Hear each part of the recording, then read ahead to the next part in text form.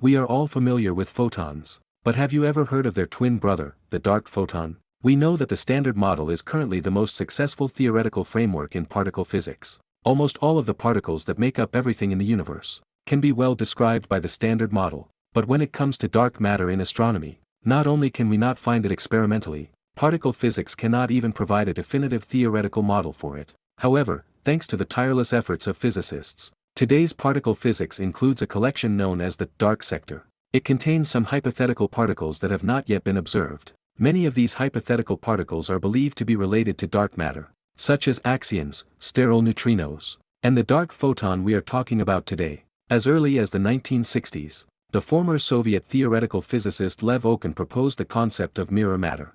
So-called mirror matter is a hypothetical form of matter that corresponds to ordinary matter. For example, the dark photon corresponds to the ordinary photon. Many types of mirror matter can mirror the properties of ordinary matter, but they can only interact with ordinary matter through gravity or the weak force. This feature is very similar to dark matter, so it was included among the candidates for dark matter. But precisely because of these features, dark photons have long lacked observability. There has been no experimental method capable of detecting them, so even if you were directly irradiated by a large number of dark photons, you would not feel anything at all. However, in 1986, the physicist Bob Holdom first proposed the kinetic mixing mechanism. With the help of this mechanism, dark photons can interact weakly with ordinary photons, and can even affect other forms of ordinary matter. In this way, we finally have a chance to discover them experimentally, and perhaps even completely solve the century-old mystery of dark matter. The type of dark photon mentioned by Bob is called a kinetically mixed dark photon.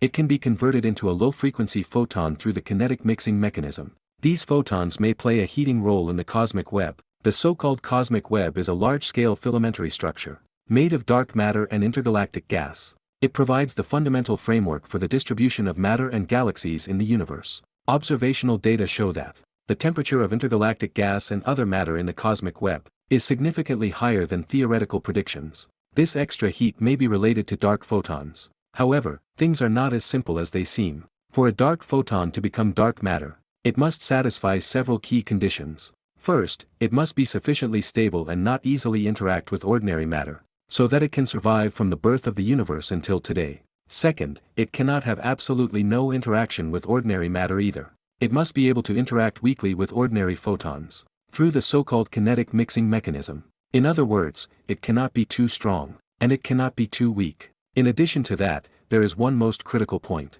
It must have a certain mass. Yes, that's right. This kind of dark photon needs to have mass. This is also an important difference between it and an ordinary photon. When the mass of a dark photon is less than twice the electron mass, it has a probability of decaying into 3 ordinary photons. However, this decay probability is extremely low. Therefore, low-mass dark photons are very stable, with lifetimes extremely long, even longer than the age of the universe. So we believe that low-mass dark photons have the potential to become dark matter particles. If the mass of a dark photon is greater than twice the electron mass, then it can decay into any particle in the Standard Model, and the decay probability is very high, making it very unstable. So this type of particle cannot serve as a candidate for dark matter. However, although high-mass dark photons cannot directly serve as dark matter candidates, they can still act as a bridge connecting to dark matter, because in theory, dark matter particles can decay into such dark photons. Seeing this, you might feel that the dark photon theory actually seems pretty good.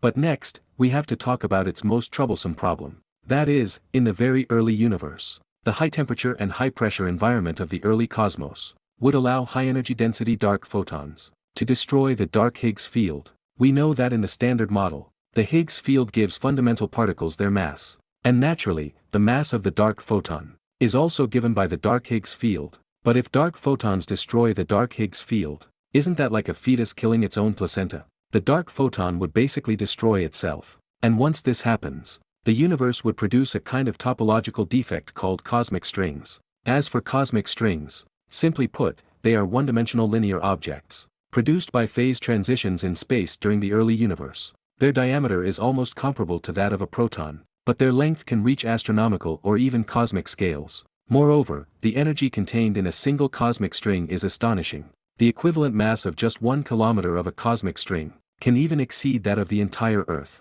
These cosmic strings are located at the center of potential energy, Early high-density dark photons would become trapped inside cosmic strings. As a result, they would no longer be able to clump into dark matter halos, and would be unable to play an astronomical role, like ordinary dark matter does. In order to preserve these free dark photons, physicists can only try to tune the interaction to be extremely weak. But this immediately brings another problem.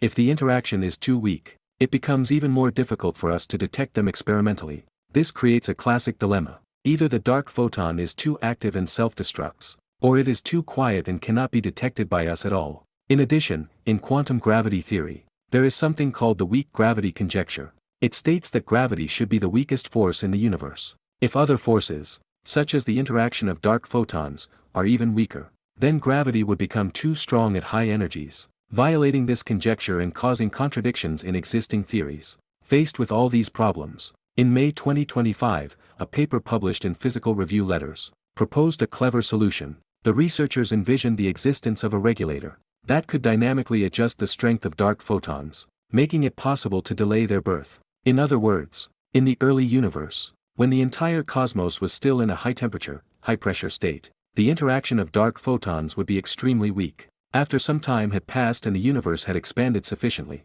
and the environmental temperature had dropped into a safe range, only then would the interaction of dark photons begin to manifest, and dark photons would finally be truly born. Specifically, the researchers introduced a new time-varying scalar field, similar to the dark Higgs field. This field also belongs to the dark sector of particle physics. It is like installing a regulator on top of the dark Higgs field. It can suppress the mass of dark photons to extremely low levels in the early universe, making them unable to destroy the dark Higgs field. Once the universe has expanded and cooled to a certain extent, this restriction is gradually lifted. At that point, dark photons can be safely born and exist stably. This solution not only resolves the existential crisis of dark photons, but also conveniently brings several pieces of good news. First, delayed birth gives dark photons enough room to grow, because by then the universe has already expanded to become sufficiently spacious. This makes the distribution of dark photons in the universe different from conventional dark matter predictions. They can form some special gigantic dark matter clumps, such as dark matter structures on the scale of 100,000 solar masses. If such structures really exist, we may be able to discover them in future observations, through gravitational lensing effects. Second, this new scalar field would also affect the cosmic microwave background, so we might also find some clues in the microwave background. In addition, this type of dark photon can still retain sufficiently strong interactions. This also gives us a chance to detect it in existing experiments. In recent years, although physicists have been trying to search for dark photons, using various experimental methods, including electron-positron colliders and hadron colliders, so far, we have still not observed any sign of the existence of dark photons. At present, the only thing that can prove the existence of dark matter is still astronomical observation. Finding the specific dark matter particle remains a major challenge facing particle physics today. The significance of proposing the dark photon is not that it introduces a new particle. It is more like a possible bridge leading to the dark matter world. Although it is not the only possible bridge to the dark matter world, and it may even turn out that this road leads nowhere. But so what? The scenery along the way will still make the journey worthwhile.